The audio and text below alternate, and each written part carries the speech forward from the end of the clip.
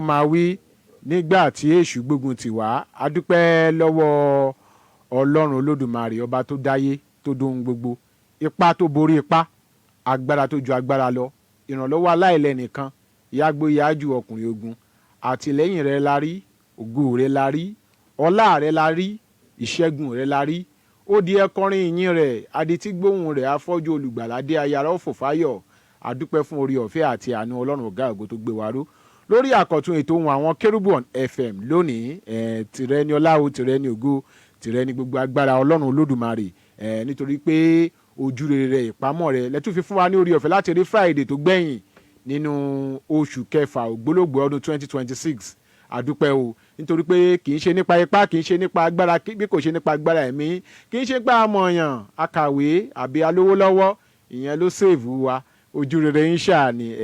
Adúpẹ́ pẹ̀lú ọ̀rọ̀ akínyìn náà ni mo fi ń kí gbogbo wa káàbọ̀ sórí àkọ́tún ètò Ohun Àwọn Kerubu on FM níbikíbi tẹ́ ẹ ti ń gbé wọn lọ́nà ọ̀gá ògo lẹ́nu wa. Ẹ kú àtàárọ̀, ẹ kú àsán, ẹ kú iṣẹ́ òní, lórúkọ Jésù lílọ bíbọ̀ wá nínú ayé búburú yìí, ayọ̀ àti àlàáfíà ló máa já sí. Ohun tá a rò ní búburú kò ní báyìí tá a ń rò ní ti rere jẹ́ lórúkọ Jésù. Gbogbo rere tá a wá ń rò yẹn á tó wa lọ́wọ́, á tó wa lẹ́nu, àjàjẹ yóò àtàjẹsẹ́kù, àní ànító àtàníṣẹ́kù, ire ló máa já sí lórúkọ ti Jésù Kristi. Lórí ètò Ohun Àwọn Kerubu ẹ̀yin náà mọ̀ wípé lọ́sẹ̀ọ̀sẹ̀ àwọn ọ̀rọ̀ tó ń lọ nínú ìjọ, a tún máa mú ọ̀rọ̀ kan tó tún lọ nínú ìjọ, a ó tún gbé yẹ̀wò lórí ètò tòní. Mo ń lọ chọ́ọ̀chì, kí làwọn nǹkan tó ń ṣẹlẹ̀ nínú chọ́ọ̀chì, àwọn nǹkan wo la gbọ́dọ̀ kíyèsí, àwọn àkíyèsí pàtàkì wo ló yẹ ká ní, a máa gbé yẹ̀wò lórí ètò tòní. Ajínrere Michael Adébọ̀wálé Adéoyè lórúkọ tèmi, ọmọ bàbá ládùúrà ní Kọ̀tún, bàbá ìjọ lórí rédíò, ohun ẹni tí ń kígbe ní ìjọ ayé, ẹ̀tún ọ̀nà Olúwa ṣe. Ẹ kú àtàárọ̀, ẹ káàbọ̀ sórí ètò tòní. Kerubu Serafu, ìlú tí a tẹ̀ sí o, kébà wo ni yóò ti ṣe fara sí. Jẹ́ ká ṣiṣẹ́, jẹ́ ká ṣiṣẹ́, jẹ́ ká ṣiṣẹ́.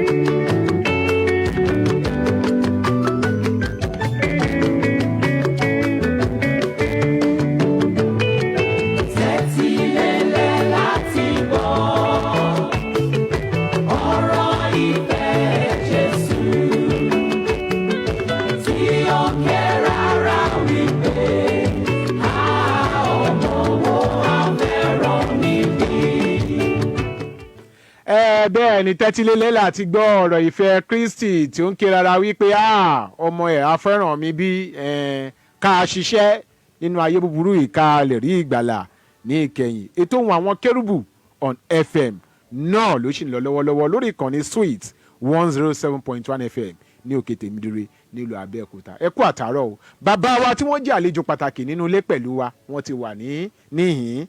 Àwọn ni minister in charge agbomímọ́ Ọlọ́run alààyè Cherubim and Seraphim Church Ògúnolúwa Òkè Ìràpadà tó wà ní Ṣómọ̀rìn ní Ọbántòkò ní Abẹ́òkúta tí a wà yìí.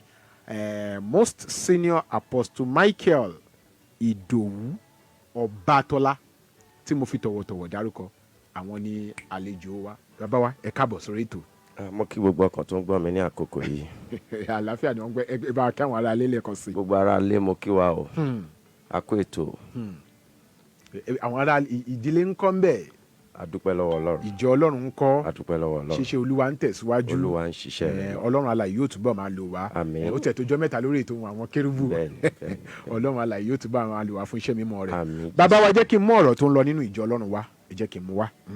Ìṣẹ̀lẹ̀ tó ń lọ tó ṣẹlẹ̀ tó tó ètò Ohun Àwọn Kerubu on FM létí tá a fẹ́ gbéyẹ̀wò lórí ètò tòní, tá a sì fẹ́ kẹ́ ẹ bá a fojú wò gẹ́gẹ́ bí ikọ̀ àti ìríjú Ọlọ́run kó tó di pé a máa ṣí ojú òpó sílẹ̀ fún àwọn ènìyàn láti pè wọlé. Òun ni wípé ìjọ Ọlọ́run alààyè kan wọ́n ní gbọ́n mi sí omi ò tó bóyá lórí ọ̀rọ̀ afẹ́fẹ́yàn sípò àfẹ́yàn sípò ọ̀dà ìgbà tó wọ́n ń fa ọ̀rọ̀ yẹn nínú church wọ́n á wí pé ẹ má jẹ́ ká dárọ̀ ọ̀rọ̀ yìí yanjú ẹ jẹ́ ká dọ́dọ̀ ìyá àjọ ká fi tó ìyá àjọ létí kí ìyá àjọ náà kó bá wa dá sí i ó dà pé ká fi tó ìyá àjọ létí wọ́n á fi ọ̀rọ̀ yìí tó ìyá àjọ létí ìyá àjọ wa ránṣẹ́ pé alàgbà ìyẹn olùṣọ́ àgùntàn tó wà ní ìjọ ìyẹn minister in charge tó wà ń bẹ̀ pé ẹ yọjú sí mi nílé mo fẹ́ rí yín o alàgbà wa gbéra wọ́n lọ bá ìyá àjọ nígbà tán wá débẹ̀ tálàgbà fẹ́ máa sọ̀rọ̀ ìyá àjọ wa ń sọ fún alàgbà wípé orí ìkúnlẹ̀ ní kálàgbà wà torí wípé ìyá àjọ làwọn ó dẹ̀ yẹ kálàgbà respect àwọn bàbá wa ìbéèrè àkọ́kọ́ rèé kí lójú ìwòye yín sọ̀rọ̀ yìí. lórí eléyìí mi kà sí bí eré ìtàgé lásán ni. eré ìtàgé lásán ni. nítorí ẹni tó bá jẹ́ òjíṣẹ́ Ọlọ́run á jẹ́ ẹni ìpè. ẹni ìpè kì í hùwà tí alàgbà yẹn hù.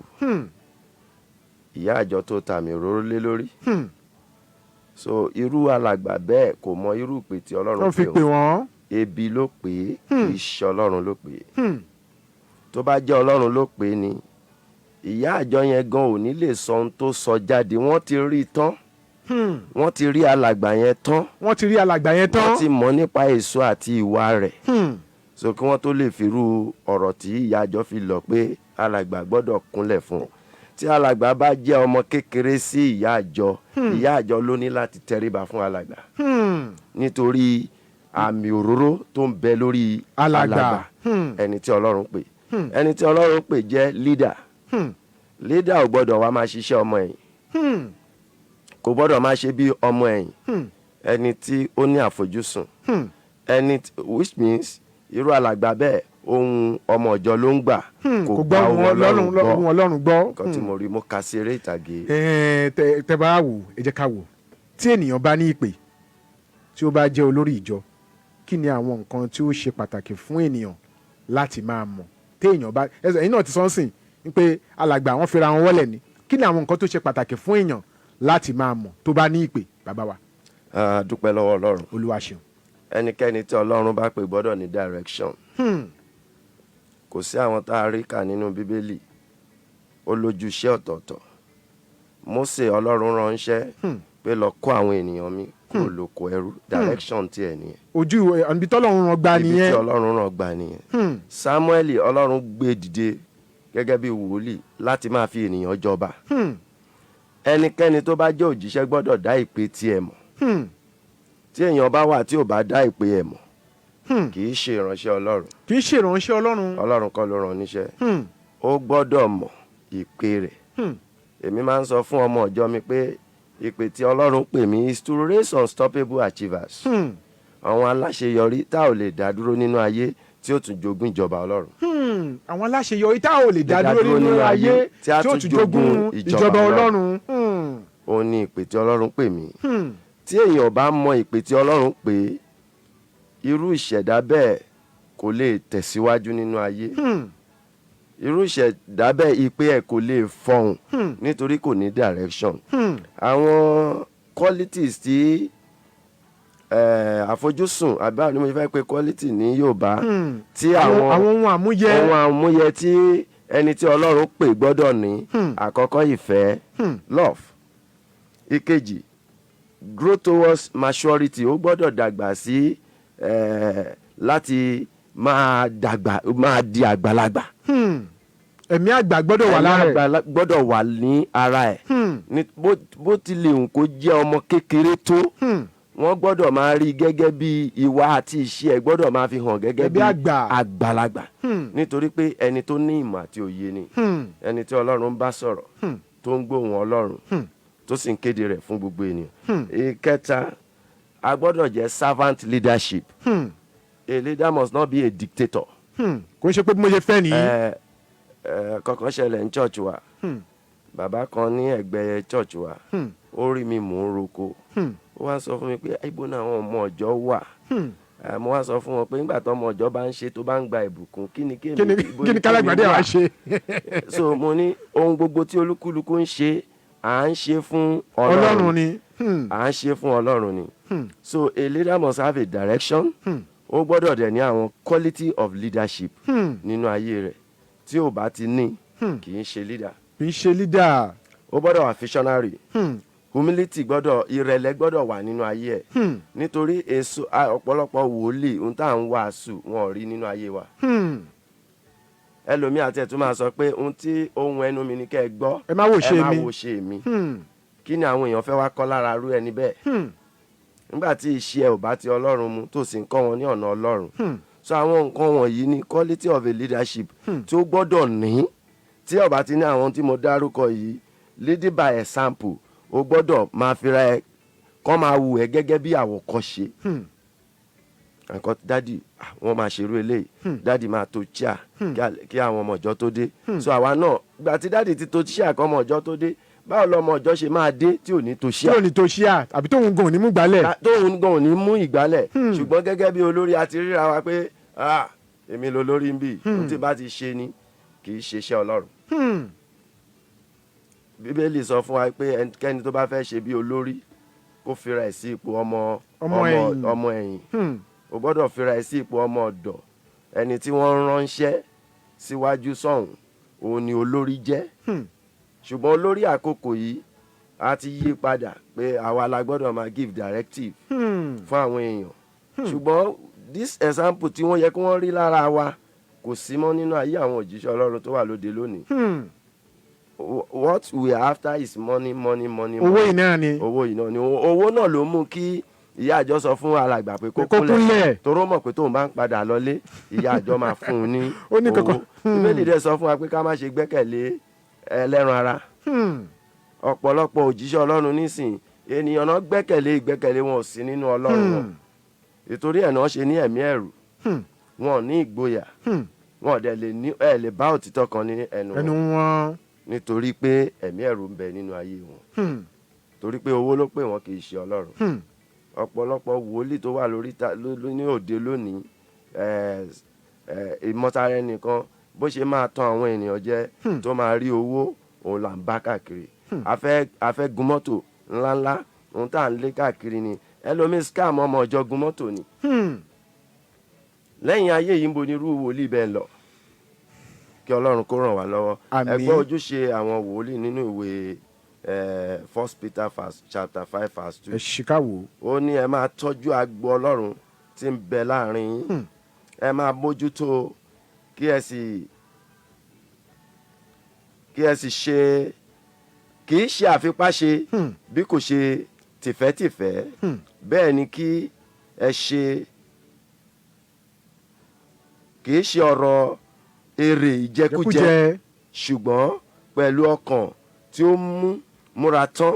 Pẹ̀lú ọkàn tó múra tán.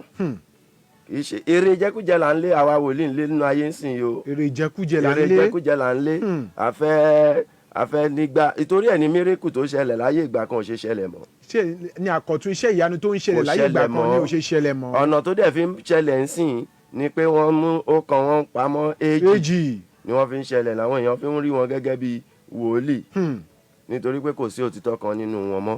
ètò ohun àwọn kérúbù on FM ló ń lọ lọ́wọ́lọ́wọ́ lórí ìkànnì Sweet 107.1 FM ní òkè tèmídìrè nílùú Abẹ́òkúta. Ohun tá à ń gbé yẹ̀wò ní ọ̀rọ̀ tó ń lọ nínú ìjọ. Ohun tá à ń gbé yẹ̀wò ni wípé aáwọ̀ ń lọ nínú ìjọ Ọlọ́run kan nínú chọ́ọ̀chì kan. Wọ́n ní aáwọ̀ ń lọ láàrin alàgbà àtàwọn ọmọ ọ̀jọ́. Àwọn ọmọ ọ̀jọ́ wá ní ẹ jẹ́ ká fi tó ìyá àjọ létí.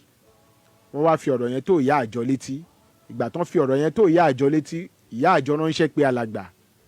Nígbà tán ránṣẹ́ pé alàgbà dọ́dọ̀ ìyá àjọ. Ìyá àjọ wá ń sọ fún alàgbà wípé kán kúnlẹ̀, orí ìkúnlẹ̀ ni kán ti máa bóun sọ̀rọ̀ nítorí pé ìyá àjọ làwọn jẹ́. Alàgbà náà wá kúnlẹ̀, àwọn náà ń bá ìyá àjọ sọ̀rọ̀ látòrí ìkúnlẹ̀. Ṣó yẹ kó rí bẹ́ẹ̀? Ọ̀rọ̀ tá à ń gbé yẹ̀wò tó bá mu kó mo rò wá nìyẹn. Tí bàbá wa nínú Olúwa tí wọ́n jẹ́ minister in charge ìjọ the Cherubim and Seraphim Church Ògo Olúwa òkè ìràpadà tó wà ní Ṣómọ́rìn ní Ọbántòkù ní Abẹ́òkúta tí wọ́n fi jẹ́ àlejò wa ikọ̀ Ọlọ́run most senior apostle Michael Ìdòwú Ọbátọ́lá tí mo fi tọ̀wọ̀tọ̀wọ̀ tí mo fi dárúkọ tí wọ́n wà níbí ọ̀rọ̀ tá à ń gbé yẹ̀wò lé tá a bá bọ́ sójú ìpele kejì ètò yìí a ó ṣe ojú òpó lẹ̀ fún gbogbo àwa tí a bá fẹ́ pè wọlé ẹ ṣeun púpọ̀ wípé pé wà pẹ̀lú wa à ń bọ̀ náà.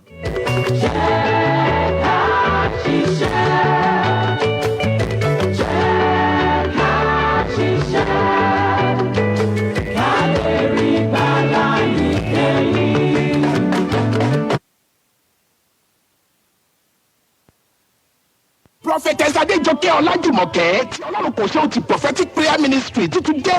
Ìránṣẹ́ Ọlọ́run alààyè ń pe gbogbo ènìyàn síbi àgbàyanu ìsọjí ìta gbangba alágbára ọlọ́jọ́ méje.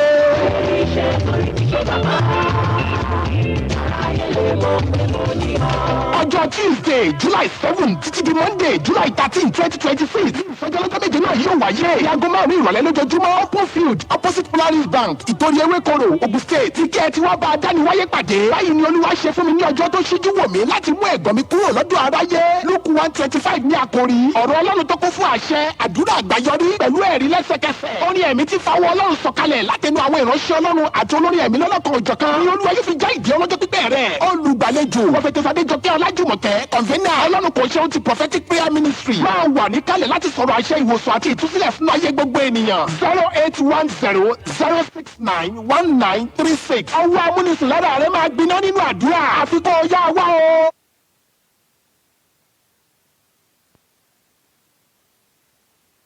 Prophetess Adéjọkẹ́.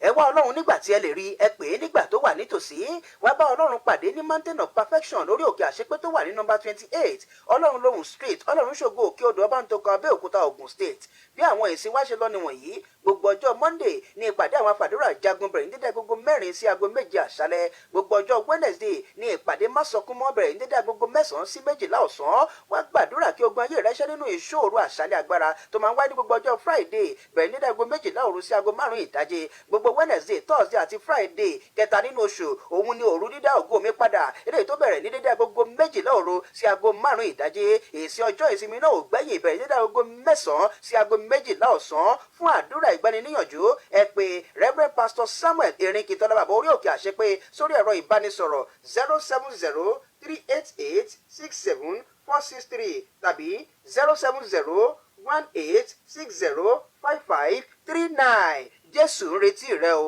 jésù ló wá.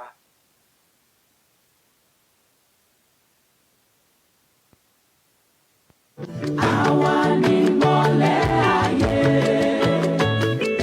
kérúbù séráfù, ìlú tí a tẹ̀ sí òkè báwo ni yóò ti ṣe fara sí. Jẹ́ ká ṣiṣẹ́, jẹ́ ká ṣiṣẹ́.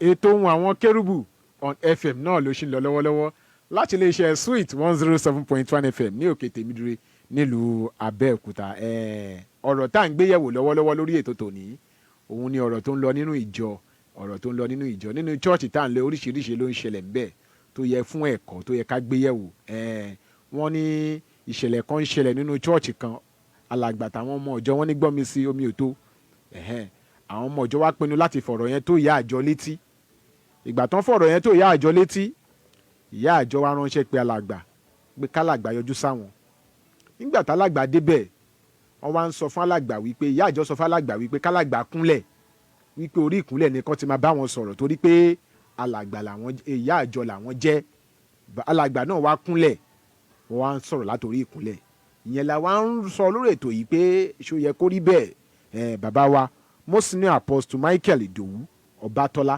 àwọn ni àlejò wa tí wọ́n wà nínú ilé nọ́mbà tẹ ní àǹfààní láti pè sí 0707 316 0403 0707 316 0403 tàbí 0812 411 3677 0812 411-3677 ní nọ́mbà tẹ ní àǹfààní láti pè sí. Tẹ́ bá ti pè wọlé a ó gbé ìpè yín, ẹ ní àǹfààní láti dá sí ètò tó ń lọ lọ́wọ́lọ́wọ́. Bàbá wa ẹ kó àtótónu àtẹ̀kan. Bàbá wa tí a bá fẹ́ fi àwọn ènìyàn sí ipò nínú ìjọ lónìí, àwọn ìgbésẹ̀ wo ló yẹ kí a máa gbé fún ìlanilọ́yẹ̀ ká tó máa fẹ́ ẹnikẹ́ni sínú ipò nínú ìjọ? Àwọn ìgbésẹ̀ wọn pé a fi màmá ìjọ yẹn, ìyá ìjọ yẹn sórí ipò nínú ìjọ ni, àwọn ìgbésẹ̀ wo ló yẹ ká máa gbé bàbá wa? Kí Ọlọ́run kó ràn wá lọ́wọ́. Àmín. Ìdí tí báwọn èèyàn ṣe ń yan oyè ó jẹ́ ohun ìyàlẹ́nu ńlá fún mi lẹ́nu. Ó jẹ́ ohun ìyàlẹ́nu fún mi lẹ́nu. Tí wọ́n bá ti rówó lọ́wọ́ ènìyàn, wọ́n á kàn fi wọ́n joyè. A kàn fi wọ́n sípò. Kí a tó fi èèyàn joyè, a gbọ́dọ̀ ṣe ìwádìí rẹ̀. Irú àwọn ìwádìí wo? Ìwádìí ẹ̀ rèé tí mò ń sọ nípa ẹ̀ rèé, báwo ló ṣe jẹ́ ní àdúgbò. Bíbélì nípa èso wọn ni a fi mọ̀ wọ́n. Kí ni àfojúsùn alàgbà yẹn láàárín ìgbà tó fi wà ní abẹ́ ìṣàkóso rẹ̀ tó mọ̀ nípa ẹni tó fẹ́ fi joyè. A gbọ́dọ̀ máa kíyèsí àwọn tá a fẹ́ fi joyè. Kí ni àfojúsùn ẹ̀? Ẹlòmíì tó bá dé ìjọ kan á tọ́jú ìwà rẹ̀, ṣùgbọ́n tó bá pẹ́ kò lè ṣe ìwà dàbí èéfín tó bá wà lábẹ́ ilẹ̀, ó máa rú jáde. À ń rán ènìyàn lọ sí àdúgbò ibi tó ń gbé, ibo ló ti ń ṣiṣẹ́, àwọn wo ló wà lẹ́gbẹ̀ẹ́, báwo ló ṣe jẹ́ ní àdúgbò, báwo làwọn èèyàn ṣe ń pè. Ọ̀pọ̀lọpọ̀ wọn ṣàdúrà, elépè ni wọ́n mọ̀ wọ́n sí ládùúgbò wọn, oníjà ni wọ́n mọ̀ wọ́n sí ládùúgbò wọn, ṣùgbọ́n àwa ń rí wọn gẹ́gẹ́ bí aládùúrà, èèyàn Ọlọ́run. Ìkejì, ìdánilẹ́kọ̀ọ́ gbọ́dọ̀ wà fún olóyè. Nínú ìjọ mi, àwọn ọmọ ìjọ mi lè máa gbọ́ program mi lọ́wọ́. Wọ́n mọ̀ pé they will undergo 1 month ìdánilẹ́kọ̀ọ́. Kó tó di pa fi wọ́n sípò. Wọ́n á dẹ̀ máa ṣe ìdánwò. Ẹni tí ò bá ti pass, a máa sọ yẹ̀ sí. Ó dà pé ìwọ yóò lé onílé. A máa sọ yẹ̀ síwájú. Nítorí pé ohun tí a fi ṣe ìdánilẹ́kọ̀ọ́, a máa tún wá padà bí wọ́n bóyá wọ́n mọ̀. Ọ̀pọ̀lọpọ̀ ló joyè lady leader kò mọ ìtumọ̀ oyè tó jẹ́. Lady leader kò ṣiṣẹ́ lady leader nínú ìjọ. Lady leader tá a fi joyè tí ò ní ìwé orin. Lady leader tí ò lè dá gba àkànṣe àdúrà. A dẹ̀ fi joyè lady leader. Olùṣọ́-àgùntàn, kí ni ojúṣe iṣẹ́ rẹ̀? A ti máa sọ fún wọn nínú ìdánilẹ́kọ̀ọ́ ojúṣe iṣẹ́ rẹ̀ rèé. Leader nínú ìjọ, ojúṣe iṣẹ́ rẹ̀ rèé nínú ìjọ. Apostoli, evangelist nínú ìjọ, ó ti ní ìlànà àti ojúṣe iṣẹ́ tó máa ṣe. Ìlànà ẹ̀ la máa fi dá lẹ́kọ̀ọ́. So tó bá ti wá joyè yẹn tó ti mọ̀ pé òun máa bọ́ sí ojú iṣẹ́ oyè tóun jẹ yẹn ni. Ṣùgbọ́n nígbà tí ò sí ìdánilẹ́kọ̀ọ́, tí ò sí ìlànà kankan, tí a wá di ẹni tá a fi joyè nítorí pé a kàn rí, bóyá nítorí pé ó ti náwó nu ṣọ́ọ̀ṣì, àwa wò pé kó máa lọ, ẹja fún lóyè. Ẹ jẹ́ ká fún lóyè. Bàbá fún lóyè. Ìṣẹ̀lẹ̀ kan ṣẹlẹ̀ nínú ìjọ wa lọ́dún kan láàrin àwọn ẹbí méjì. Àwọn tó ṣẹlẹ̀ sí, kí Ọlọ́run fi orí jì ẹni náà, ẹnìkan ti lọ nínú wọn. Nígbà tí ọ̀rọ̀ yìí ṣẹlẹ̀ láàrin àwọn àgbààgbà nínú ìjọ, a gbìyànjú láti parí ẹ̀. Nígbà tí ó parí, nígbà tó di Sunday tó tẹ̀lé, mo rọ àwọn yẹn ní oyè. Mo rọ̀ wọ́n lóyè pé oyè tá a fún yín kún ojú òṣùwọ̀n. Kò ń ṣòye alákatakítí. Láti jẹ oyè yìí. Nítorí pé ẹ gbọ́dọ̀ máa wá ìlọsíwájú ìjọ, kí ìjọ dàrú, kí ìjà dé láàrin ìjọ. Tí ẹ bá ti wá padà lọ ṣe àtúnṣe láàrin ẹ̀yin tí àwọ̀ wà nínú ẹ̀, àwa dá yín padà sí ààyè tí ẹ wà. Ààyè wọn ni mo gbà lọ́wọ́ wọn. Ẹ padà sí àárín ìjọ. Nẹ́tọ̀ láti jókòó ní ibi, because ẹni tó bá máa jókòó níbí gbọ́dọ̀ jẹ́ onísùúrù ènìyàn. Ó gbọ́dọ̀ jẹ́ ẹni tí a lè bá wí. Ó gbọ́dọ̀ jẹ́ oníwà yíyẹ. Èèyàn gbọ́dọ̀ fi ẹni tí ò lè bá wí jẹ oyè. Tó bá ti fẹ́ ẹni tó ò lè bá wí jẹ oyè, ó máa dọ̀gá ẹni. So àwọn ohun àmúyẹ tí a máa lò kí a tó lè joyè: ìdánilẹ́kọ̀ọ́, wíwádìí wọn, àti kíkọ́ wọn ní fi ọ̀nà Ọlọ́run hàn wọ́n. Láì ṣe èyí, àwọn kan jẹ oyè ni. Kí ni irú bàbá tí wọ́n wà ní situation tá a sọ tán nísìnyí, kí ni irú ọ̀rọ̀ àmọ̀ràn tẹ́ ẹ ní fún wọn? Fúru alàgbà yẹn. Alàgbà yẹn kò sámọ̀ràn tá a lè gbà. Owó ló ń gbà nímọ̀ràn. owó ló ń gbà wọ́n nímọ̀ràn. owó ló ń gbà nímọ̀ràn. ẹni tó ní ìpè, ìyá àjọ ò lẹ́tọ̀ọ́ láti pe alàgbà wá sí ilé. àkọ́kọ́ òde òní. àkọ́kọ́ nìyẹn. nítorí pé ẹni ọlọ́run la pè ẹ́. tá a bá ti ru ọlọ́run mọ́ ayé ẹ̀ ó ti ju gbogbo ìjọ lọ. ẹni ọ̀wọ̀ la pè é. kò sí bí ọ̀rọ̀ ṣe lè ta kókó tó, ìyá àjọ ló lẹ́tọ̀ọ́ láti gbéra wá sọ́dọ̀ alàgbà. láti gbéra wá sí ọ̀dọ̀ alàgbà. nígbà tó ti fi ààyè rẹ̀ sílẹ̀ lọ sí ọ̀dọ̀ ilé ìyá àjọ, nítorí pé aáwọ̀ wà tí wọ́n fi wá ní kó kúnlẹ̀, wọ́n ti mọ irú ẹ̀dá tó yà irú ẹni bẹ́ẹ̀. bíbélì ní kì í ṣe gbogbo èèyàn ní bíbélì ní ká gbà ní ìyànjú. ó ní ẹ má ṣe gba agbéraga ní ìyànjú. ẹni tí ò mọ ohun tó ń ṣe ó ní ẹ má gbà ní ìyànjú. bíbélì fìdí rẹ̀ múlẹ̀ pé kì í ṣe gbogbo èèyàn ló ní ká gbà ní ìyànjú. torí àwọn èèyàn bíi Fáráò wà nínú ayé. bẹ́ẹ̀ wí 20 bẹ́ẹ̀ wí 30 kò lè gbọ́. ọlọ́run mọ̀ pé kò lè gbọ́ torí ọlọ́run fúnra rẹ̀ ló ṣe ní àyálé.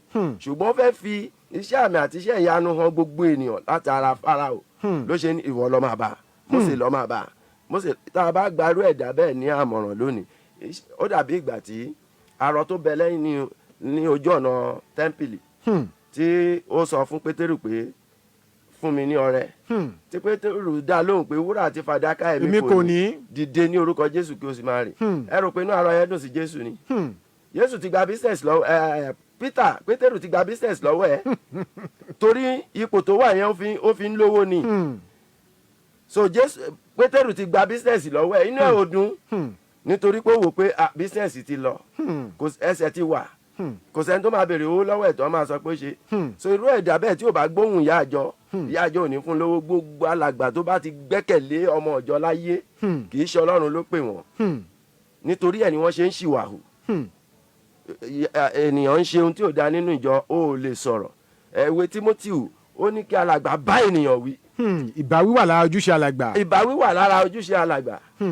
ẹlòmíì ó ti ga ju gbogbo ènìyàn lọ, ṣùgbọ́n tó bá dénú ìjọ alàgbà gbọ́dọ̀ lè báwí.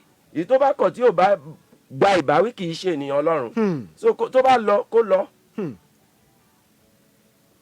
Bíbélì náà sọ fún wa pé èpò àti àlìkámà wọ́n jọ dàgbà papọ̀. nígbà tó bá tó ọjọ́ ìkẹyìn a kó èpò sí apá kan, a kó àlìkámà a sì dáná sun èpò. irú àwọn ẹ̀ṣẹ̀ lábẹ́ èpò ni wọ́n. so irú alàgbà bẹ́ẹ̀ kì í ṣe Ọlọ́run ló pè é. Ọlọ́run alàyè á ràn wá lọ́wọ́. Ọlọ́run alàyè á ràn wá lọ́wọ́. ẹ̀yin tẹ́ wà nílé tẹ́ fẹ́ dá sétò tó ń lọ lọ́wọ́lọ́wọ́, bí ẹ̀yin náà ní ohun kan tàbí òmíràn tẹ́ fẹ́ fi kún ètò Ohun Àwọn Kérúbù lẹ̀ ń gbọ́ níbikíbi tẹ́ ti ń gbóhùn Ọlọ́run lẹ́nu wa 0707 316 0403 0707 316 0403 tàbí 0812 411 3677 0812 411 3677 ní nọ́mbà tẹ́ ní àǹfààní láti pèsè. ẹ jẹ́ ká wo ọ̀rọ̀ yìí bàbá wa nínú ìjọ, níní yíyanjú aáwọ̀ nínú ìjọ, níní yíyanjú aáwọ̀ nínú ìjọ. kí ni àwọn ojúṣe àwọn olórí ìjọ? ṣé mọ̀ pé aáwọ̀ náà fẹ́ yanjú tó gbé wọn lọ́dọ̀ ìyá àjọ.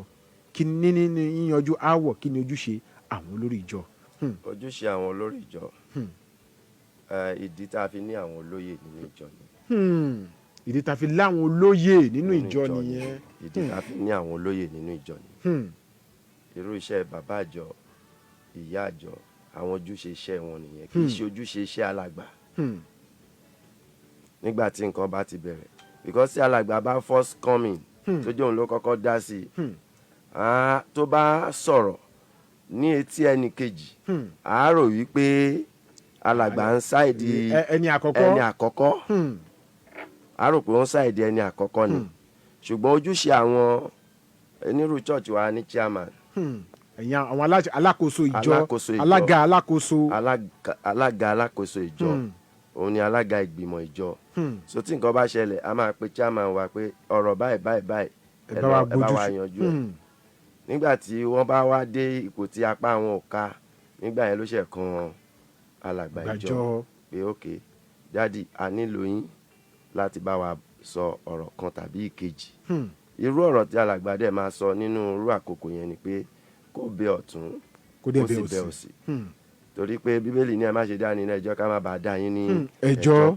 báyìí tó bá ń sọ pé ohun tí ìwọ náà ṣe yóò da, inú ẹni yẹn ò ní dùn sí alàgbà yẹn mọ́.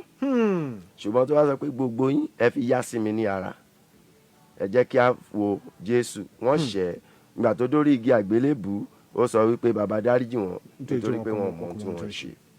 Ṣùgbọ́n tó bá jẹ́ ẹnìkan ṣo ni alàgbà lẹ́tọ̀ọ́ láti báwí. Ṣùgbọ́n tó bá jẹ́ láàárín ènìyàn méjì síra wọn, alàgbà gbọ́dọ̀ fi ọgbọ́n sí. gbọ́dọ̀ fọgbọ́n Ọlọ́run sí. So a yan àwọn tó wà ní adarí ìjọ yẹn láti yanjú aáwọ̀ tó ń bẹ láàárín wọn. Àwọn tó súnmọ́ àwọn ìdílé méjèèjì yẹn kò sí nínú ìjọ, ẹ̀rí báwọn kan máa fara mọ́ ara wọn. Irú àwọn ẹni bẹ́ẹ̀ la máa pè náà máa jẹ́ ohun èlò láti yanjú àwọn aáwọ̀ tó wà nílẹ̀. a ti parí ẹ̀kọ́ tó di pé a pè wọ́n. So ìjà ti tán nínú wọn kó tó di pé a fi ojú ajé kan onísọ̀. So ìgbà yẹn la máa rí ọ̀ràn yanjú. Kí Ọlọ́run kó ràn wá lọ́wọ́. Àmín. Adúpẹ́ lọ́wọ́ ẹ̀yin tẹ́ ń wò wá lójú òpó ìbánidọ́rẹ̀ẹ́ Facebook. Abbas Fagbuna, adúpẹ́ lọ́wọ́ yín. Abbas Fagbuna, adúpẹ́. Àgbẹ̀dẹ Jésù, alàgbà Akínọlá, adúpẹ́ lọ́wọ́ yín, adúpẹ́ lọ́wọ́ yín. Abọ́sẹ̀dé Abel, adúpẹ́. Àríyìn níbẹ̀ ń pẹ́ yín náà ń wò wá dáadáa. Màmá wa Kẹ́hìndé Fọlọ́runṣọ́, adúpẹ́ wípé ẹ̀yin náà wò wá, ẹ wà pẹ̀lú wa. Wọ́n tẹ̀ tún gbàdúrà, wọ́n ní mo kí yín ní orúkọ Olúwa. Èmi ni Reverend Kẹ́hìndé, Ọlọ́run á máa wà pẹ̀lú yín ní orúkọ Jésù. Adúpẹ́ lọ gbogbo yín tẹ̀ ń wò wá. Ẹ̀yin náà ní àǹfààní níbikíbi tẹ́ ti ń wò wá, ẹ lọ sórí ojú òpó ìbánidọ́rẹ̀ẹ́ Facebook wa, Ohun Awon Kerubu concept, Ohun Awon Kerubu concept. Ẹ máa wò wá kété níbẹ̀, bẹ́ẹ̀ tẹ́ bá ní ohun kan tàbí òmíràn láti sọ sí ọ̀rọ̀ tó wà nílẹ̀ yìí. À ń padà bọ̀ ní jẹ́ ká tún dókè lọ́hùn. Ẹ ṣé púpọ̀.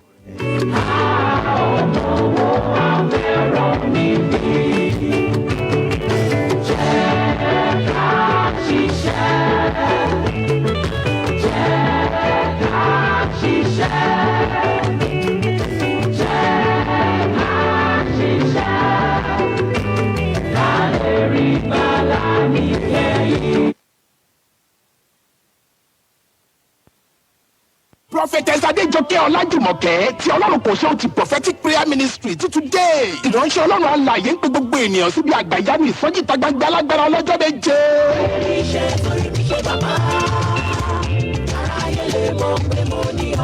Ọjọ́ Tuesday July 7 títí di Monday July 13 2026 ní ìsọjí ọlọ́jọ́ méje náà yóò wáyé. Ní aago 5 ìrọ̀lẹ́ lójoojúmọ́, Open Field opposite Polaris Bank ìtòrí ewékoro Ogun State. Tíkẹ́ẹ̀tì wá bá a dání wáyé pàdé. Báyìí ni Olúwa ṣe fún mi ní ọjọ́ tó ṣíjú wò mí láti mú ẹ̀gbọ́n mi kúrò lọ́dọ̀ aráyé. Luke 1:25 ní àkòrí. Ọ̀rọ̀ Ọlọ́run tó kún fún àṣẹ, àdúrà àgbáyọrí pẹ̀lú ẹ̀rí lẹ́sẹ̀kẹsẹ̀. Orin ẹ̀mí ti fawọ́ Ọlọ́run sọ̀kalẹ̀ látẹnu àwọn ìránṣẹ́ Ọlọ́run àti olórin ẹ̀mí lọ́lọ́kan òjọ̀kan. Ní Olúwa yóò fi já ìdí ọlọ́jọ́ pípẹ́ rẹ̀. Olùgbàlejò Prophetess Adéjọkẹ́ Ọlájùmọ̀kẹ́, convener Ọlọ́run kò ṣe ó ti prophetic prayer ministry. Máa wà níkàlẹ̀ láti sọ̀rọ̀ àṣẹ ìwòsàn àti ìtúsílẹ̀ fún ayé gbogbo ènìyàn. 08100691936. Ọwọ́ amúnisùn lára rẹ̀ máa gbiná nínú àdúrà. Àfikún ọ̀yá wa o.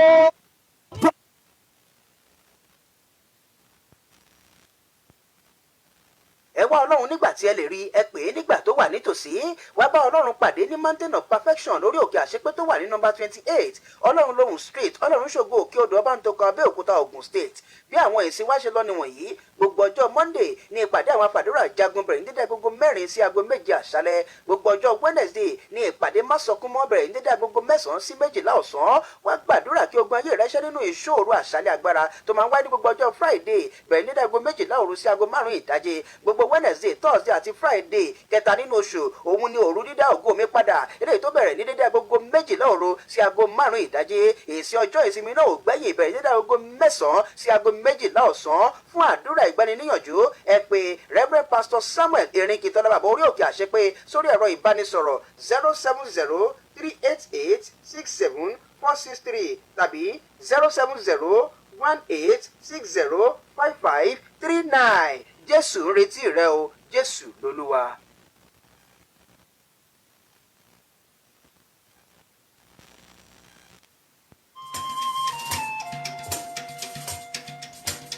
Ẹ̀yin aráyé gbọ́, ìgbáyé kù sí dẹ̀dẹ̀. Ẹ jẹ́ ká sìn Jésù káyé tó lọ.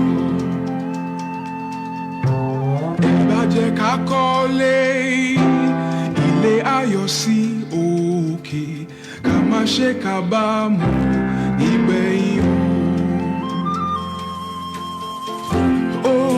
olùṣèwáyé jọ̀wọ́ wá ṣèwáyé fọ́run olùṣèwáyé jọ̀wọ́ wá ṣèwáyé fọ́run ká lè gbọ́ ohùn ìpè ó ṣeun ká lè sìn ọ́ lókè o. ẹ káàbọ̀ padà sórí ètò Ohun Àwọn Kérúbù on FM láti iléeṣẹ́ Sweet 107.1 FM ní òkè tèmídìrí nílùú Abẹ́òkúta. Ọ̀rọ̀ táwọn tó lọ lọ́wọ́lọ́wọ́ nínú ìjọ là ń gbé yẹ̀wò lórí ètò tòní. Bàbá wa tí wọ́n sì jẹ́ àlejò wa àwọn ni minister in charge ìjọ the Cherubim and Seraphim Church Ògo-Olúwa òkè ìràpadà tó wà ní Ṣómọ̀rìn ní Ọbántòkò ní Abẹ́òkúta. Most senior apostle Michael Ìdòwú Obatola àwọn ni àlejò wa tí mo fi tọ̀wọ̀tọ̀wọ̀ dárúkọ. Ọ̀rọ̀ tó ń lọ nínú ìjọ tá à ń sọ ni wípé wọ́n ní aáwọ̀ wà nínú ìjọ kan, wọ́n gbọ́mi sómi ò tó, ìjà kékeré kan fẹ́ wà nínú ìjọ. Wọ́n wá pinnu láti fi ọ̀rọ̀ yìí tó ìyá àjọ létí. Àwọn ọmọ ọjọ́ náà mọ̀rọ̀ yìí lọ sọ́dọ̀ ìyá àjọ, ìgbà tó ń dọ́dọ̀ ìyá àjọ tó ń sọ̀rọ̀ yìí fún ìyá àjọ, tó ń sọ̀rọ̀ yìí fún ìyá àjọ, nígbà tó ń sọ̀rọ̀ yìí fún ìyá àjọ, wọ́n wá pinnu wípé ìyá àjọ pe alàgbà pé kálàgbà yọjú sáwọn. Nígbà tó ń lọ tálàgbà débẹ̀, wọ́n wá ìyá àjọ wa ń sọ fún alàgbà pé kálàgbà kúnlẹ̀ porí ìkúnlẹ̀ ní kí wọ́n ti máa ṣàlàyé ọ̀rọ̀ alàgbà náà wá kúnlẹ̀. Bàbá wa ẹ kó atótónu àtẹ̀kan, jẹ́ ká wò orí ọ̀rọ̀ tó ń ṣẹlẹ̀ yìí. Kí ni ọ̀rọ̀ àmọ̀ràn yín sí gbogbo àwọn ọmọ ọjọ́ náà, àwọn ọmọ ọjọ́ tó mọ ọ̀rọ̀ lọ sọ́dọ̀ ìyá àjọ? Kí ni ọ̀rọ̀ àmọ̀ràn? Torí àwọn ọmọ ọjọ́ sìn wọ́n máa ń la alàgbà lóhùn. Àwọn ọmọ ọjọ́ sìn dẹ́kẹ̀rẹ̀ àwọn náà gbàṣà church na scam, àwọn náà gbé jáde. Kí ni ọ̀rọ̀ àmọ̀ràn sí gbogbo ọmọ ọjọ́ nínú àkókò ìlú ìjọsìn nínú ìjọ nínú àkókò yìí? Fún gbogbo olùjọ́sìn tó ń gbọ́ mi ní àkókò yìí ni pé ẹ jẹ́ kí gbogbo wa padà sí ọ̀dọ̀ Ọlọ́run. Ẹni tó bá ní church na scam, òun gangan wá scam church ni. Nítorí èrò ọkàn ẹ̀ scammer ni wọ́n. Ìdí náà ló fi ń sọ pé church na scam. Tó bá jẹ́ onígbàgbọ́ tòótọ́ kò ní sọ pé church na scam. Nígbà míì tí ẹlòmíì tún lè fi sọ pé church na scam ni pé àwọn alàgbà tó wà ń ta lónìí prógráàmù wọn ó ti trend, ó ti jẹ́ kí àwọn èèyàn ó ti ṣá. Àwọn èèyàn ti mọ̀ pé gbogbo ẹ̀ ìtorí owó ni. So ìtorí ẹ̀ ni wọ́n tún ṣe lọ sọ ní ìdàkejì pé church na scam. Àwọn nǹkan táwọn alàgbà dẹ̀ ń ṣe ń sìn. Àwọn tó ń ṣe ní ìsìn wọ́n ti mọ̀ pé dájú ẹ máa wo ibi tí wàásù yẹn. Ibi owó ló máa padà yọrí sí. ẹlòmíì bá bẹ̀rẹ̀ prayer point sìn tó bá gbà ìwọ náà àti fi gbogbo ara gbà nígbà tó bá máa parí ẹ̀ ibi owó ló máa parí sí. So wọ́n ti mọ̀ pé nígbà owó tó ń gbà lọ́wọ́ wọn yẹn ṣán fẹ́ dá padà fún àbọ̀ fẹ́ fi ṣètò sí kán dá padà fún wọn. So àwọn ọmọ ìjọ náà ti rí ó ti ṣá lójú wọn. Àwọn style tó ti ṣá la dẹ̀ ń lò. Àwọn style tó ti ṣá ni wọ́n ń lò fún wọn ni wọ́n ṣe sọ pé church na scam. Ìkejì ń bẹ ni pé ìṣe ilé ló gbé ẹlòmíì dé church. Ìṣe ilé kí olúkálùkù òbí ìwà tá à ń kú lójú àwọn ọmọ wa ó ti mọ́ wọn lára. Ọ̀pọ̀lọpọ̀ tó ń lọ church lẹ́ni ti di ẹja gbígbẹ. Wọn ò ṣe ká mọ́. Alàgbà ò lè ká wọn mọ́ àfi kó fi ọgbọ́n ṣe é. Nítorí ìwà tí ẹni tó ń gbọ́ ìwàásù lójoojúmọ́ ń hù lẹ́ni kò jọ tẹni tó lọ ṣọ́ọ̀ṣì rárá. Àwọn tí ó lọ church mi bẹ́tà àwọn tó ń lọ sí church lóde òní. Torí irú ẹ̀kọ́ wo ni à ń kọ́ níbẹ̀. Ìdí tí ọ̀pọ̀lọpọ̀ fi rò pé lónìí òde òní o church na scam. Ṣùgbọ́n ẹni tó bá jẹ́ onígbàgbọ́ nítòótọ́ a mọ̀ pé ilé ọlọ́ba ó ní Bíbélì wípé ilé bàbá mi ilé Ọlọ́run la ó máa pè é. So gbogbo àti àwa alàgbà náà a gbọ́ ojúṣe wa ni pé ká padà sọ́dọ̀ Ọlọ́run ká tẹ̀lé orin atóríṣe pé mo ti padà sọ́dọ̀ rẹ o bàbá ló pè mí pé kí n padà mo ti padà. Ẹ jẹ́ kí gbogbo wa padà. Ìlépa wa yẹn a ti sọ ìlépa tí a pè wá nù o. Màá sọ òtítọ́ ọ̀rọ̀ fún wa. Oníwàásù kì í lẹ́ni. A ti sọ ìlépa tí Ọlọ́run pè wá nù. Ìlépa owó, oyè, ipò. Ẹlòmíì gan tẹ́ bá pè é nínú ìjọ Ọlọ́run pé mọ́sínà apostle nìkan a ní ẹ fi superintendent sí, ẹ fi primate sí. Ẹni tí ẹlòmíì ń jẹ́ primate ọmọ túmọ̀ primate. Kéèyàn tó lè di primate á ti ní ẹ̀ka ìjọ 10 kó tó lè di primate. So ẹni tí ò ní ìjọ ẹ̀gan àwọn tó wà ńbẹ̀ wọ́n pé 20 ó ń pera ẹ̀ ní primary doctor gbogbo àìmọye doctor lónìí nínú ìjọ ọlọ́run tí ò dẹ̀ lọ tí ò ní secondary school certificate tó ń pera ẹ̀ ní doctor lónìí. So àwọn nǹkan wọ̀nyẹn tẹ́ bá ti wá porúkọ ẹ̀ tẹ́ bá fi doctor kíní kan ìgbà àwòsí asọ̀dàdì wọn. nítorí èmi máa ń sọ pé nítorí pé wọ́n jẹ́ oníṣègùn náà ṣe ń pera wọn ní doctor ẹ ti mọ irú oníṣègùn tí mo mean náà jẹ́ oníṣègùn náà ṣe ń pera wọn ní doctor kọ́lọ́n kó ràn wá lọ́wọ́. mo rọ gbogbo wa ẹ já padà sí ìpè tí Ọlọ́run fi pè wá. Jésù ní ẹ lọ sí gbogbo ayé láti lọ wàásù ìhìnrere Ọlọ́run. Tá a bá wo ìwé 2 Timothy 4:2 ó ní wàásù ọ̀rọ̀ náà ṣe àìsinmi ní àkókò tí ó wọ̀ àti àkókò tí kò wọ̀ báni wí ṣe ìtọ́ni gbani ní ìyànjú pẹ̀lú ìpamọ́ra àti ẹ̀kọ́ gbogbo pẹ̀lú ìpamọ́ra àti ẹ̀kọ́ gbogbo. ọ̀pọ̀lọpọ̀ wòlíì gan àka bíbélì mọ̀ bíbélì tá a mọ̀ tọ́pọ̀lọpọ̀ wòlíì mọ̀ ó ní gbà á bó ṣe máa gbà á lọ́wọ́ èèyàn. àwọn bíbélì tó fi ń gbà á. àwọn bíbélì tó máa fi gbà á lọ́wọ́ èèyàn. tó máa fi gbowó lọ́wọ́ èèyàn. nǹkan náà mọ̀ wọ́n mọ ọ̀rọ̀ Ọlọ́run tó lè tu ènìyàn nínú. ẹni tí ebi ń pa tó wá church tẹ́ tó fẹ́ gbowó lọ́wọ́ ẹ̀ báwo ni o ṣe ní pé church na scam. ojúṣe alàgbà gan a gbọ́dọ̀ máa ní àkíyèsí àwọn ènìyàn tó wá jọ́sìn ní abẹ́ wa. eléyìí bó ṣe tó ní last week ó jó dáadáa lọ́sẹ̀ kò jó dáadáa kí ló ṣe tó bá parí ìsìn alàgbà bẹ́ẹ̀ gbọ́dọ̀ pé ẹ pé lágbájá fún mi ojú ẹni yìí fàárọ̀ kẹ kí ló ṣẹlẹ̀ á yà á lẹ́nu pé báwo ni dáàdì ṣe mọ̀ nítorí pé alàgbà yẹn ní àkíyèsí kí ibẹ̀ yẹn láti tú àròyé ọkàn ẹ̀ jáde fún alàgbà yẹn pé àwọn nǹkan báyìí mo jẹun wá sí church irú ẹni bẹ́ẹ̀ o gbọ́dọ̀ fún ní owó tó máa fi jẹun. Ìgbà yẹn la jẹ́ alàgbà ní tòótọ́ kì í ṣe ohun tá a fẹ́ rí tàbí ohun tá a fẹ́ jẹ́ lọ́lọ́run ṣe pè wá. Ó ní nígbà tó wọ̀ àti nígbà tí kò wọ̀ fún wa a gbọ́dọ̀ ṣiṣẹ́ ẹ̀ ni. Bóyá a fẹ́ o bóyá a kọ̀ bóyá nínú ìlera bóyá nínú àìlera a gbọ́dọ̀ wà ní ojú iṣẹ́ fún Ọlọ́run gẹ́gẹ́ bí ọ̀nà tó pè wá sí. Mo rọ gbogbo wa gbogbo àwọn òjíṣẹ́ Ọlọ́run tó ń gbọ́ mi ní àkókò yìí ẹ jẹ́ ká wa náà ká tún ìwà wa ṣe ká tẹ̀lé ohun tí Bíbélì là kalẹ̀ ká jẹ́ aláàánú ènìyàn. Ní Sunday tó kọjá a wà nínú ìsìn mò ń ṣèfilọ̀ lọ́wọ́ àwọn ọmọ wọn sọ pé àwọn ń bọ̀ wọ́n kàn déédé shock mi nínú ìsìn mo kàn gbọ́ parara torí ó bọ́ àsìkò ọjọ́ Thanksgiving ọjọ́ bí mi. Wọ́n wọlé bọ́ kí ni mo fẹ́ fàyọ nínú ọ̀rọ̀ tí mo mú lọ yìí nígbà tí àwọn ọmọ ṣe ojúṣe wọn ọ̀pọ̀lọpọ̀ nǹkan tí mi ò lérò ni Ọlọ́run tí ọwọ́ àwọn ọmọ ìjọ ṣe fún mi débi pé ọkàn mi ò lè sinmi lóru mo bẹ̀rẹ̀ sí pé irú àwọn ọkàn bẹ́ẹ̀ mo ń ṣàdúrà lórí WhatsApp láti send sí wọn. ìwọ nígbà tí mo wo nǹkan tí ẹlòmíì fún mi ó lé ní nǹkan 50,000 tó dẹ̀ jẹ́ ó wá tún yà mí lẹ́nu pé báwo náà ṣe mọ̀ pé nǹkan báyìí ń jẹ mí ní ó jẹ mí lógún tí mo fẹ́ ní tí wọ́n fi irú nǹkan bẹ́ẹ̀ tọ́ mi lọ́rẹ. So irú àwọn ènìyàn bẹ́ẹ̀ wọ́n ti rí alàgbà wọn gẹ́gẹ́ bíi pé ó ní times of trouble tiwọn náà ó dúró. So nígbà tó bá dẹ̀ tó àkókò àwọn náà gbọ́dọ̀ dúró tì í.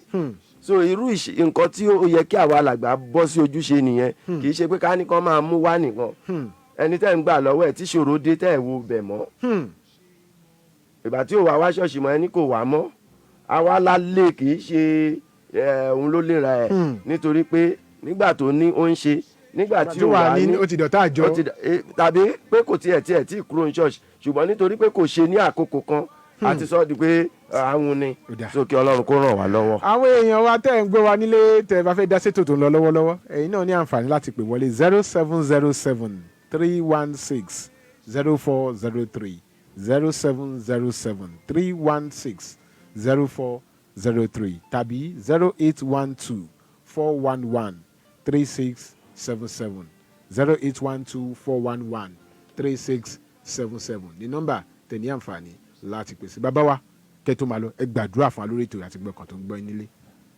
Orúkọ Jésù bàbá wa àti Ọlọ́run wa a gbé yín ga fún ètò yìí bàbá gba ọpẹ́ wa. Àmín.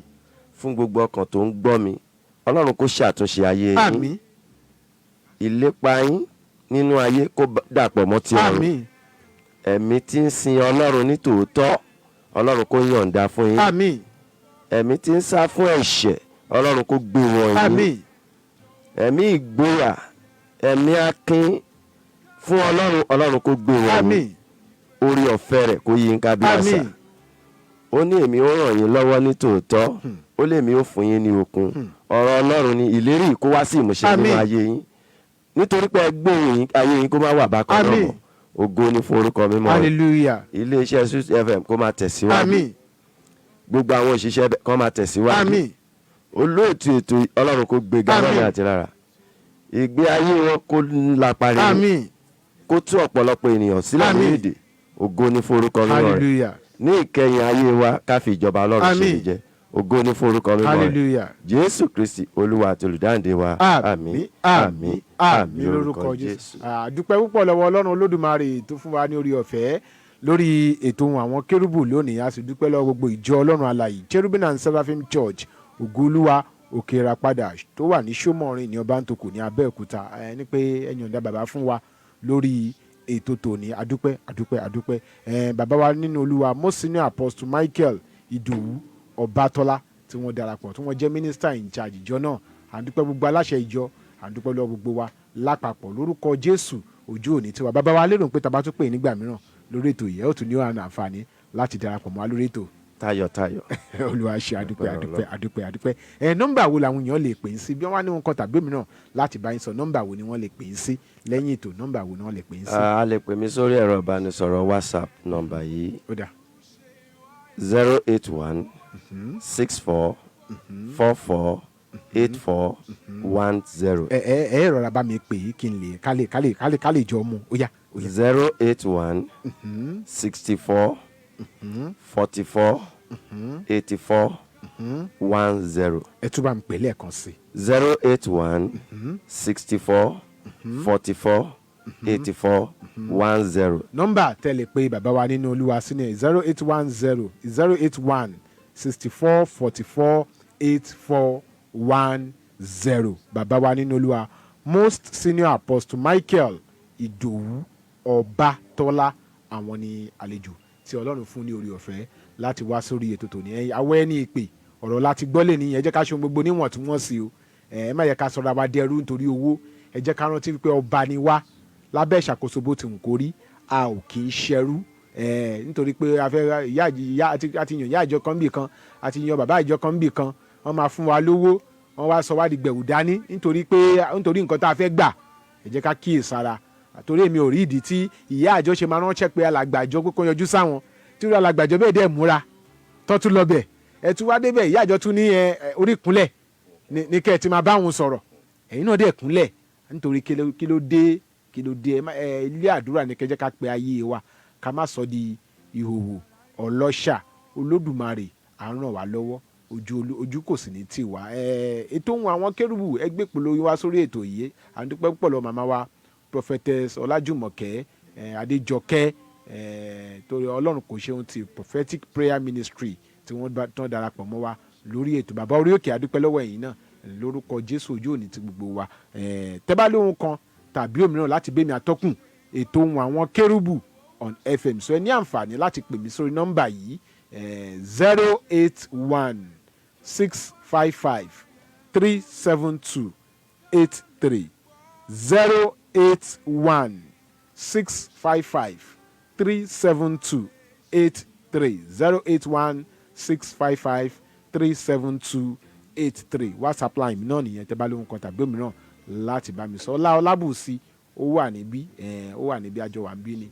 Sọ́ní Sodiq òun náà wà níbí pẹ̀lú mi, gbogbo àjọ wà níbí ni. Ajínrere Michael Adébọ̀wálé Adéoyè lórúkọ tèmi, ọmọ babaládùúrà ní Kọ̀tún, bàbá ìjọ lórí rédíò.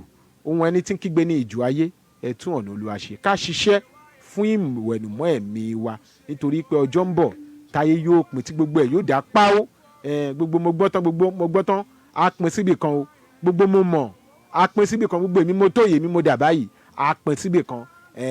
Gbogbo wa yóò jùmọ̀ dúró níwájú ìtẹ́, omi ẹkún omi ọ̀fọ̀ kò ní bàwé èyí wa jẹ́. Kí àlàáfíà kó wà ní ìpínlẹ̀ Ògùn, kí àlàáfíà kó wà lórílẹ̀‐èdè Nàìjíríà, kí àlàáfíà kó wà nínú ayé àwa Kìrìsìtẹ́nì, kí àlàáfíà kójú wà ní gbogbo àgbáyé, kí àlàáfíà kó dé bá iléeṣẹ́ Sweet FM, kí àlàáfíà kó wà nínú ayé àtẹ̀mí àti gbogbo wọn tó ń gbọ́ mi níbikíbi tẹ́ ti ń gbọ́ mi. Káfáyọ̀ pàdé lórí ètò Ohun Àwọn Kérúbù on FM lọ́sẹ̀ tó ń bọ̀ láṣẹ Ọlọ́run ọ̀gá ògo. Shalom, shalom. jẹ́ ká dojú kọ